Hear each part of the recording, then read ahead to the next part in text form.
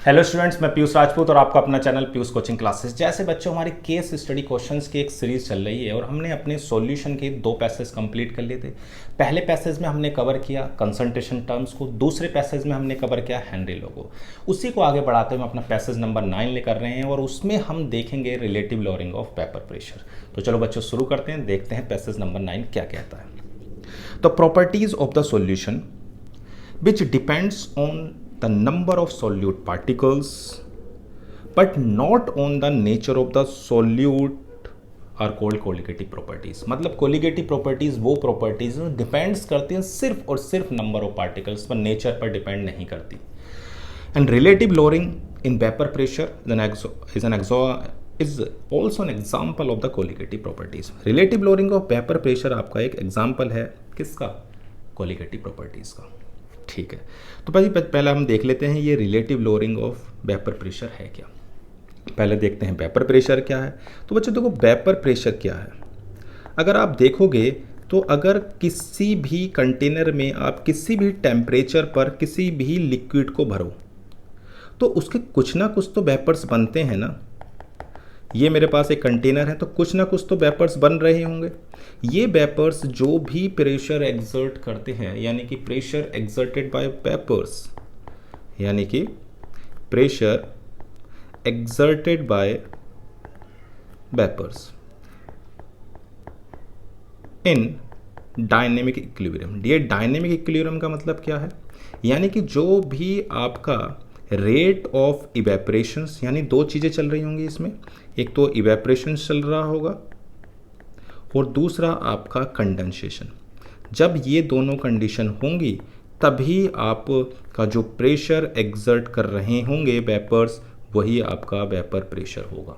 ठीक है, अब अगर हम इसे प्योर सॉल्वेंट लें तो जो भी वेपर प्रेशर है उसे मैं अब पी नोट नाम दे रहा हूँ। ये तब है जब आपने सॉल्वेंट लिया हुआ है। लेकिन जैसे ही हम इसमें एक नॉन वोलेटाइल सोल्यूट मिला देते हैं, क्या मिला दे रहे हैं बच्चों? Non volatile solute.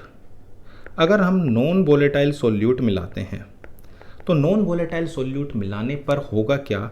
जो भी हमारे पार्टिकल्स होंगे, वेपर्स पार्टिकल्स, वो थोड़े से कम हो जाते हैं।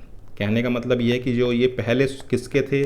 सोलवेंट के थे, लेकिन अब सोलवेंट के साथ साथ सोल्यूट ने भी कुछ जगह ले ली, यानी जो सरफेस की जो एबिलिटी है उसको कम कर दिया, जिसकी वजह से वेपर्स अब कम बनेंगे और वेपर्स कम बनेंगे तो वेपर प्रेशर घट जाएगा।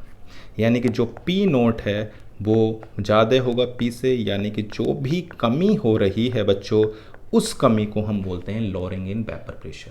ठीक है, कोई दिक्कत तो नहीं। और ये जो कमी हुई, अगर मैं इसको पी नोट लूँ, यानी कि P nought minus P S upon P note लेता हूँ, तो मैं इसी को बोलता हूँ relative lowering of vapour pressure. ठीक है, कमी समझ में आ गई कि हम नॉन वोलेटाइल सोल्यूट को मिला रहे हैं जो वेपर प्रेशर में कमी कर रहा है, और उसकी कमी अगर हम delta P with respect to P nought देख रहे हैं तो वो हमारी relative lowering of vapour pressure है। आपने राउल्ट्स लॉ देखा था। राउल्ट्स लॉ बोलता था कि जो भी आपका प्रेशर होगा वो प्रेशर प्योर कंपोनेंट और मोल फ्रैक्शन का प्रोडक्ट होता है।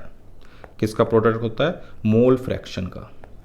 ठीक है, अब देखो, अगर मैं relative lowering of vapour pressure निकालता हूँ RLBP, तो relative lowering of vapour pressure यानी कि P nought minus P S upon P note.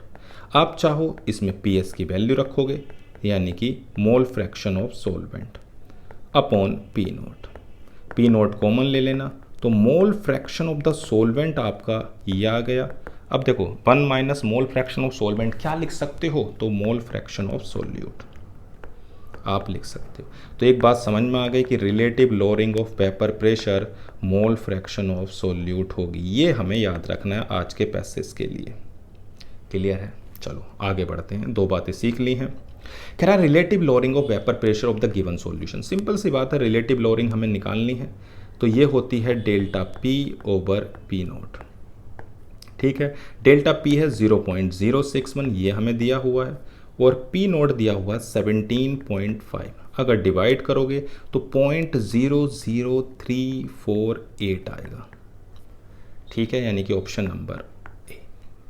अब कह रहा था vapour pressure of the solution, simple सी बात है, अगर वेपर प्रेशर निकालना है तो आप ऐसे निकालो ना, delta P is equal to P nought minus P S.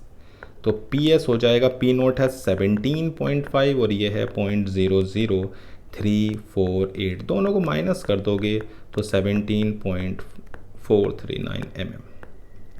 Clear है। मोल फ्रैक्शन मैंने आपको बताया कि जो मोल फ्रैक्शन है relative lowering of vapour pressure, वही आपका मोल फ्रैक्शन होता है। तो सिंपल रिलेटिव लोअरिंग देख लो, रिलेटिव लोअरिंग हमारे पास कितनी आई थी, 0.00348 आई थी, तो यही इसका मोल फ्रैक्शन होगा। कोई दिक्कत तो नहीं। चलो भाई फोर्थ पार्ट पे आते हैं। कह रहा 25 gram of glucose is dissolve in 450 gram of water. हमसे वेपर प्रेशर ऑफ वाटर पूछा है। किसका पूछा है, वेपर प्रेशर ऑफ वाटर। ठीक है भाई, फॉर्मूला आपके पास है P nought minus P S upon P nought is equal to mole fraction of solute. तो मोल फ्रैक्शन आ जाएगा mole of solute upon mole of solvent. देखो बच्चों एक ध्यान रखना बात, अगर आप देखो तो मोल जो हैं वो आपके 25 ग्राम है ग्लूकोज के, जिसका मोलर मास होता है 180, और जो वाटर है उसका आपके पास कितना दिया हुआ 450 अपॉन 18, तो ये मोल बहुत ज़्यादा है। तो आप डिनोमिनेटर में कैलकुलेशन को आसान करने के लिए इसको नेगलेक्ट कर सकते हैं। जब भी आपको डाइल्यूशन नज़र आए तो डाइल्यूशन में बच्चों करना क्या है कि जब कभी भी मोल आपके पास मोल ऑफ सोल्यूट है प्लस मोल ऑफ सोलवेंट है तो आप उसे अप्रोक्स मोल ऑफ सोलवेंट लिख सकते हो। ठीक है ना इतनी बात। पी नोट है 17.5, पी हमें निकालना है, सही है। अब इसका आ जाएगा 25/180 और 450 डिवाइड बाय 18, तो ये आ जाएगा 25 अपॉन 4500। डिवाइड करोगे तो ये अप्रोक्स आएगा 5.56 इंटू 10 की पावर -3। इसको आगे देखते हैं कैलकुलेशन को थोड़ा, तो 17.5 माइनस पी, 5.56 इंटू 17.5 इंटू 10 की पावर -3। आप इसकी मल्टीप्लाई करोगे तो अप्रोक्स आता है 0.0973। आप करके देख लेना, ठीक है ना। तो 17.5 में से माइनस करना है 973, तो अप्रोक्स आपका ये नज़र आएगा। आसान था। Relative lowering of vapour pressure का फॉर्मूला लगाया सिंपल, बस एक ध्यान रखना है अगर मोल ऑफ सॉल्वेंट बहुत ज़्यादा है तो आप अप्रोक्स उसे नेगलेक्ट कर सकते हैं। तो कोई दिक्कत तो नहीं, आंसर हो जाएगा 17.4। तो बहुत आसान सा पैसेज था। पैसेज में हमने सीखा कि कोलिगेटिव प्रॉपर्टीज सिर्फ वो प्रॉपर्टीज जो किस पर डिपेंड करती है, नंबर ऑफ पार्टिकल्स पर, नेचर पर नहीं। और relative lowering of vapour pressure किसके इक्वल होता है, मोल फ्रैक्शन ऑफ सॉल्यूट के। तो आज का पैसेज बच्चे हमारा कंप्लीट होता है। तो आज की क्लास में सिर्फ इतना ही। Thank you.